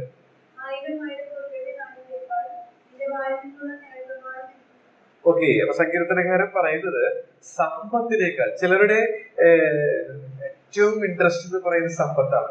നമുക്കറിയാം അംബാനിയുടെ സ്വത്ത് നമ്മൾ ഗൂഗിൾ ചെയ്താൽ, ഞാനന്ന് നോക്കിയതിനേക്കാൾ ഇപ്പൊ കൂടിയത്. സെക്കൻഡിൽ കോടികളാണ് അദ്ദേഹത്തിന്റെ വരുമാനം. സെക്കൻഡിൽ, ഒരു മാസത്തെ ശമ്പളമല്ല, ഒരു സെക്കൻഡ്, ഒരു സെക്കൻഡ് സൂചി ഇങ്ങനെ വരുമ്പോ അദ്ദേഹത്തിന്റെ വരുമാനം എന്ന് പറയുന്നത്, അദ്ദേഹത്തിന്റെ പല ലോകമെമ്പാടും വ്യാപിച്ചിരിക്കുന്ന ബിസിനസ്സിൽ നിന്ന് കിട്ടുന്ന വരുമാനം ഒരു സെക്കൻഡിൽ കോടികളാണ്. അക്യുറേറ്റ് ആയിട്ട് കിട്ടണമെങ്കിൽ നിങ്ങൾ ഗൂഗിൾ ചെയ്താൽ കാണാൻ സാധിക്കും. അപ്പോ ചിലരൊക്കെ അതിനു വേണ്ടി തന്നെ ജീവിക്കുന്നവരാണ്. എന്നാൽ അതിനേക്കാൾ പ്രിയം ഇതിനുണ്ടോ എന്നുള്ളത് ജസ്റ്റ് ഒന്ന് വിലയിരുത്താൻ വേണ്ടി മാത്രം ഞാനൊന്ന് പറയുന്നത്. 55 വാക്യം 119 55. ഓക്കെ, രാത്രിയിൽ ഞാൻ തിരുനാമം ഓർക്കും. നമ്മളപ്പോ പ്രാർത്ഥിച്ച് കിടക്കുന്നത് സുഖകരമായ ഉറക്കം നൽകുന്നതാണ്. ഞങ്ങളുടെ സഭയില് ഒരു പ്രത്യേകമായ ഒരു കുടുംബത്തിലുണ്ടായ ഒരു പ്രശ്നം കണ്ടപ്പോൾ ഞാൻ ആകെ ഭയപ്പെട്ടു എന്ന് വെച്ചാൽ വേറെ ഒന്നല്ല, അവര് നല്ല ഭക്തരായ കുടുംബമാണ്. പക്ഷെ പെട്ടെന്ന് ട്രാജഡി എനിക്ക്. അപ്പൊ ഞാനൊരു ഡിസിഷൻ എടുത്തു, രാത്രി 2 മണിക്ക് അലാം വെച്ച് മക്കൾക്ക് വേണ്ടി മാത്രം പ്രാർത്ഥിക്കാം. അതിനെ പ്രേരിപ്പിച്ചതാണ് രാത്രിയിൽ തിരുനാമം ഓർക്കുന്നത്. ഉറക്കത്തിനേക്കാൾ, എനിക്കറിയാം ഉറക്കം വളരെ പ്രധാനപ്പെട്ടതാണ്, ഉറക്കം വന്നില്ലെങ്കിൽ ആകെ സ്വീകം. പക്ഷെ ഉറക്കത്തെ അതിജീവിച്ചുകൊണ്ട് ഉറക്കത്തേക്കാൾ ഞാൻ നിന്നെ പ്രിയപ്പെടുന്നു എന്ന് പറയും. എന്ന് വെച്ചിട്ട് 2 മണിക്ക് എഴുന്നേറ്റ് പിന്നെ 5 മണി വരെ ഇരുന്ന് പ്രാർത്ഥിക്കുക എന്നുള്ളതല്ല, ജസ്റ്റ് മുഴങ്കാൽ മടക്കി മക്കൾക്ക് വേണ്ടി പ്രാർത്ഥിക്കും. കാരണം പ്രഗത്ഭരായിട്ടുള്ള ആളുകളാണ് വീണുകൊണ്ടിരിക്കുന്നത്. അപ്പൊ നിസ്സാരന്മാരായ നമ്മളൊക്കെ എത്ര അധികമാണ്. അപ്പോൾ പിശാചിന് ഒരു ചെറിയ ഇടം പോലും കൊടുക്കാതെ ജീവിക്കാനായിട്ട് നാം എന്നാ ശ്രമിക്കേണ്ടത്? അവര് വളർന്നിട്ട് ചെയ്യാം എന്ന് വിചാരിച്ചാൽ ഇങ്ങനെയുള്ള സംഭവങ്ങൾ ഭയനിർദ്ദേശങ്ങൾ നമ്മിലേക്ക് കൊണ്ടുവരികയാണ്. അപ്പോൾ നമ്മൾ നമ്മളെ തന്നെ ഉറക്കത്തേക്കാൾ അധികം കർത്താവിനെ സ്നേഹിക്കാൻ, അവന്റെ ഉപദേശത്തെ സ്നേഹിക്കാൻ നമുക്ക് സാധിക്കുന്നുണ്ടോ എന്നുള്ളത് നാം ചിന്തിക്കേണ്ടതാണ്. അടുത്തായിട്ട് 24-ാമത്തെ വാക്യം 119-24. ആലോചനക്കാരൻ, ഫ്രണ്ട്സ്, സുഹൃത്തുക്കളെയൊക്കെ ഇന്ന് നമുക്കറിയാം. നമ്മുടെ സുഹൃത്തുക്കൾ എന്ന് പറയുന്നത് ആരാണ്? ഒരു പക്ഷേ ഇപ്പോൾ ഗൂഗിൾ ആയിരിക്കാം, ഇപ്പോ ഫേസ്ബുക്ക്, ഇൻസ്റ്റ, ഇതുപോലെയുള്ള സോഷ്യൽ മീഡിയകളായിരിക്കാം, അല്ല നമ്മുടെ മറ്റ് സുഹൃത്തുക്കളായിരിക്കാം. സുഹൃത്തുക്കൾക്ക് വേണ്ടി ദൈവത്തിന്റെ ഉപദേശത്തെ മാറ്റിവെക്കുന്നത്. കഴിഞ്ഞ ആഴ്ചയിൽ ഒരു മെസ്സേജ് വന്നു. അതായത് സൺഡേ സ്കൂൾ സ്റ്റുഡന്റ് ആണ്. കൂട്ടുകാരി എന്നെ, ഒരു പെൺകുട്ടിയാണ്, കൂട്ടുകാരി എന്നെ കുർബാന കൈക്കുള്ള പാട്ടിന് പിടിച്ചിരിക്കുന്നു. ഞാൻ പോകുന്നത് ശരിയോ തെറ്റോ, അത് പാപമാണോ? പൂർണ്ണമായിട്ടും അത് പാപമാണ്. അതൊക്കെ വേർപെട്ടിട്ടാണ് നമ്മൾ ഇതിലേക്ക് വന്നിരിക്കുന്നത്. ഇനി നിനക്ക് ഡിസൈഡ് ചെയ്യാം, നിന്റെ വിശ്വാസത്തിന്റെ തിറവനുസരിച്ച് അല്ലെങ്കിൽ നിന്റെ വിശ്വാസത്തിന്റെ ആരോഗ്യം അനുസരിച്ച് വചനത്തിൽ എവിടെ എഴുതിയിരിക്കണേ കറക്റ്റ് ആയിട്ട് കുർബാന കൈക്കുള്ള പാട്ട് പോകാൻ പാടില്ലയോ എന്നുള്ളത് എനിക്ക് കാണിച്ചു തരാൻ പറ്റില്ല. പക്ഷെ അത് ശക്തമായ വേർപാട് നാം പാലിക്കേണ്ടത് ആവശ്യമാണ് എന്നുള്ളത് തിരുവഴുത്ത് പറയുന്നത് കൊണ്ട് പോകാം. പിന്നെ നിന്റെ ആത്മീക നിലവാരം അനുസരിച്ച് നിനക്ക് തീരുമാനിക്കാം വചനം പറയുന്നത് എങ്ങനെയാണ് എന്ന് ഞാൻ പറഞ്ഞു. അപ്പൊ ഇന്നത്തെ കുട്ടികൾ, അപ്പൊ ആ കുട്ടി പറയണത്, ഞാൻ പോയില്ലെങ്കിൽ ആ ഫ്രണ്ട്ഷിപ്പ് തകരും. ഞങ്ങൾ ചെറുപ്പം മുതലുള്ള വളരെ ക്ലോസ് ഫ്രണ്ട്സ് ആണ്. അപ്പൊ ചെറിയൊരു വിട്ടുവീഴ്ച ചെയ്താൽ എന്താ കുഴപ്പം? പക്ഷേ ഒരിക്കലായി എന്നുള്ള പദം അത് നമ്മെ അനുവദിക്കുന്നില്ല. നമ്മൾ ഇന്നൊക്കെ അതൊക്കെ വെള്ളം ചേർത്ത് മായം ചേർത്ത് എന്നുള്ള സത്യമാണ്. പക്ഷേ നമുക്കറിയാം, നമുക്ക് ലഭിച്ച വെളിച്ചം അനുസരിച്ച് നാം പ്രവർത്തിക്കുന്നു. ഈ ഒരിക്കലായി എന്ന് പറയുന്നത് അതിനുവേണ്ടി ത്യാഗം സഹിച്ച് ലഭിച്ചതാണ് ഈ വിശ്വാസം. നമുക്കറിയാം, പോളികാർപ്പിനെ കുറിച്ച് വായിക്കുന്നത്, നീ കർത്താവിനൊന്ന് തല്ലി പറഞ്ഞാൽ മതി എനിക്ക് ജീവിക്കാം. പക്ഷെ പോളികാർപ്പ് പറഞ്ഞത്, കഴിഞ്ഞ 98 വർഷമായിട്ട് ഒരു തിന്മ പോലും ചെയ്യാത്തവന്റെ കൽപ്പന അവന് ഞാൻ എങ്ങനെ തല്ലി പറയുക എന്ന് പറഞ്ഞിട്ട് താൻ സന്തോഷത്തോടു കൂടെ നിൽക്കുമ്പോഴാണ് തന്നെ എടുത്ത് ആ എരിയുന്ന ആ വെളിച്ചെണ്ണ എണ്ണയിലേക്ക് ഇടാനായിട്ട് ഇടയായിട്ട് തീർന്നു. അപ്പോഴും തന്റെ മുഖം ഒരു ദൈവദൂതനെ പോലെ ആയിരുന്നെന്നാണ് നാം ജീവചരിത്രത്തിൽ വായിക്കുന്നത്. അപ്പൊ അത്രയ്ക്ക് തീഷ്ണതയോടുകൂടെ ഈ ഉപദേശ സത്യങ്ങൾക്ക് വേണ്ടി നിലനിന്നവരായിരുന്നു. പക്ഷെ കാലങ്ങൾ വന്നപ്പോൾ ഈ വിശ്വാസ ത്യാഗം നമ്മിലേക്ക് വന്നു എന്നുള്ളതൊരു വാസ്തവമാണ്. എന്നാൽ നാം വളരെ പ്രിയം വെക്കുന്നത് ഉപദേശത്തിനാണെങ്കിൽ നാം സ്നേഹിതന്മാരെക്കാൾ അധികം കർത്താവിനെ പ്രിയപ്പെടാനിടയായിട്ട് തീരും. മാത്രമല്ല അടുത്തതായിട്ട് 119-19.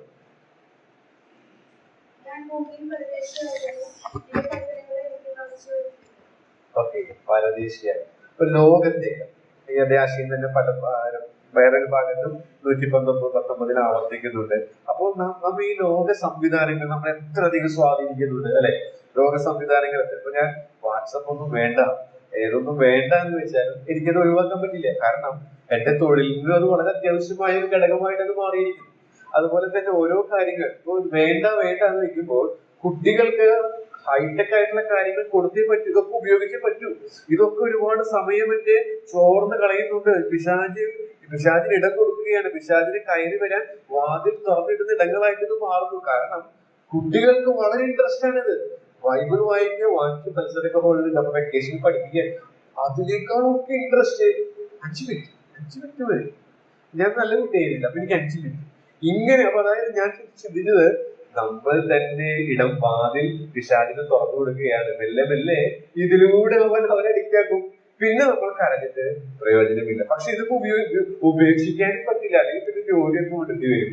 അപ്പൊ അങ്ങനെയുള്ള ഒരു ലോകത്തിലാണ് നാം. എന്നാൽ അതിനേക്കാൾ നാം എത്രമാത്രം ഈ ഉപദേശത്തെ പ്രിയം വെക്കുന്നു എന്നുള്ളത് നാം ചിന്തിക്കേണ്ടത് ആവശ്യമാണ് എന്നുള്ളത്. അപ്പൊ നമ്മെ വിശ്വസിച്ച് വരമേൽപ്പിച്ചിരിക്കുന്നതാണ് ഇത് എന്നുള്ളത്. അതിൽ നിന്നാണ് ഈ കാര്യങ്ങളൊക്കെ വരാനിടയായിട്ട് തീരുന്നത്. തുടർന്ന് 10 പ്രമാണങ്ങൾ, ഞാനതൊന്നും കൂടുതലൊന്നും വിശദീകരിക്കുന്നില്ല സമയമായതുകൊണ്ട്, നമുക്ക് അറിവുള്ളതാണ്. ജസ്റ്റ് ഒന്ന് പറഞ്ഞു പോകുന്നു എന്ന് മാത്രമേ ഉള്ളൂ. തിരുവഴുത്തിൽ നാം നോക്കുമ്പോൾ ഈ വിശ്വാസത്തോടുള്ള ബന്ധത്തിൽ അല്ലെങ്കിൽ ഈ ഉപദേശത്തോടുള്ള ബന്ധത്തിൽ നാം ചെയ്യേണ്ട ചില കാര്യങ്ങൾ 10 പ്രമാണമല്ല കേട്ടോ, 10 30 ഞാൻ 10 കട്ട് ചെയ്തെടുത്തു എന്ന് മാത്രമേ ഉള്ളൂ. ഒന്ന്, ഇതൊക്കെ നമ്മുടെ മനസ്സിലേക്ക് വരുന്ന നമുക്ക് അറിവുള്ളതാണ്. ഈ വിശ്വാസത്തിന് വേണ്ടി പോരാടും. അങ്ങനെ പോരാടിയവർ നമ്മുടെ മുൻ തലമുറക്കാരുണ്ടായിരുന്നു. അതുകൊണ്ടാണ് ഈ വിശ്വാസം നമുക്ക് ഇന്ന് ലഭിച്ചത്.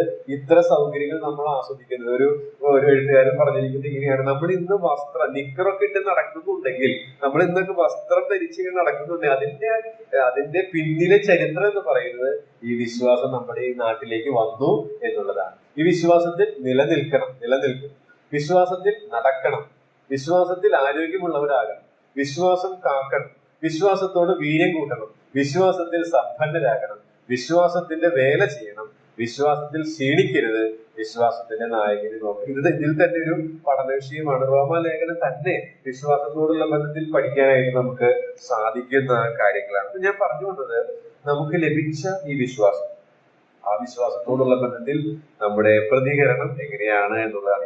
ഇന്ന് പകൽക്കാലം ഞാൻ ഈ ഭാഗം ധ്യാനിച്ചപ്പോൾ ഇങ്ങനെ മുന്നോട്ട് പോയി. അതുകൊണ്ടാണ് അത് പറയാനായിട്ട് ഇടയായിട്ട് തീർന്നത്. അടുത്തതായിട്ട് ഞാനതൊന്ന് ജസ്റ്റ് പറഞ്ഞ് വിശദീകരണ അടുത്ത ആഴ്ചയിലേക്ക് നടത്തി ഇരിക്കാമെന്ന് വിചാരിക്കുകയാണ്. നുഴഞ്ഞു വന്നിരിക്കുന്നു എന്ന് നാം വായിക്കുന്നുണ്ട് അവിടെ. അപ്പൊ അടുത്തതായിട്ട് എന്തുകൊണ്ട് അനുസരണമുള്ളവരാകണം എന്ന് ചോദിച്ചാൽ, എതിരാളിയുള്ളതിനാൽ. ആ നുഴഞ്ഞു വന്നിരിക്കുന്നു എന്നുള്ള പദമാണ് അത് നമ്മെ ഓർപ്പിക്കുന്നത്. വിശദീകരണം അടുത്ത ആഴ്ചയിലേക്ക് പറയാമെന്ന് വിചാരിക്കുന്നു. 3 പാഠങ്ങളാണ് അതിൽ നിന്ന് നമുക്ക് പഠിക്കാനായിട്ടുള്ളത്. ഒന്ന്, തെറ്റായ ആഗ്രഹം ദുഷ്കാമവൃത്തിക്ക് ഹേതുവാക്കി എന്ന് നാം കാണുന്നു. 2, തെറ്റായ ചിന്തയുള്ളവർ, നിഷേധിക്കുക, ഏകനാഥനായ ക്രിസ്തുവിന്റെ കർത്തൃത്വത്തെ നിഷേധിക്കുന്ന ആളുകൾ. മാത്രമല്ല അഭക്തരായ ആളുകൾ, അതായത് തെറ്റായ ഭക്തിയുള്ളവർ. അപ്പോൾ ഇതൊക്കെ പിശാചിന് ഇടം കൊടുക്കുന്നതാണ്. അപ്പൊ ഞാൻ പാലിക്കുന്ന ചില പ്രായോഗിക പാഠങ്ങളടക്കം ഒന്ന് പറഞ്ഞ് ഈ ഭാഗത്തിൽ നിന്ന് അടുത്ത ആഴ്ചയോടും കൂടെ വിട പറയാമെന്ന് ഞാൻ വിചാരിക്കുകയാണ്. അപ്പൊ നമ്മൾ ഇന്ന് ചിന്തിച്ചു വന്ന ആശയങ്ങൾ എന്ന് പറയുന്നത് എന്തുകൊണ്ട് അനുസരണമുള്ളവരാകണം എന്നുള്ളതാണ്. 5 കുറിപ്പുകളാണ് ചിന്തിക്കാനിടയായിട്ട് തീർന്നത്. നാം പ്രിയരായതിനാൽ, നാം ബന്ധം നമുക്ക് തന്നതിനാൽ, പോർക്കളത്തിലായതിനാൽ. നമുക്കറിയാം, പോർക്കളത്തിലായതുകൊണ്ട് ആ സൈന്യാധിപന്റെ ആജ്ഞ എത്ര ഗൗരവത്തോടു കൂടിയാണ് അനുസരിക്കുന്നത് വീഡിയോസ് ഒക്കെ നമ്മളിപ്പോ കണ്ടുകൊണ്ടിരിക്കുകയാണ്. അതുപോലെ തന്നെ നമുക്കത് പരമേൽപ്പിച്ചിരിക്കുന്നത്. എന്താ പരമേൽപ്പിച്ചിരിക്കുന്നത് നമ്മൾ ഇത്തിരി അല്പമായിട്ട് ചിന്തിക്കാനിടയായിട്ട് തീരുന്നു. മാത്രമല്ല, ഒരു എതിരാളി നമുക്കുണ്ട്. അവൻ പല രീതികളിലാണ് നമുക്ക് മുമ്പിൽ വരുന്നത്. കർത്താവ് അനുവദിക്കുകയാണെങ്കിൽ അടുത്ത ആഴ്ച അത് പറഞ്ഞ് 4ാമത്തെ വാക്യം വിടാമെന്ന് വിചാരിക്കുന്നു. ഈ കേട്ട വചനങ്ങൾ ദൈവത്തിന്റെ ആത്മാവ് നമുക്ക് ശിക്ഷാവിധിക്ക് ഹേതുവാക്കാതെ അനുഗ്രഹത്തിന് കാരണമാക്കി തീർക്കാൻ ഇടയായി.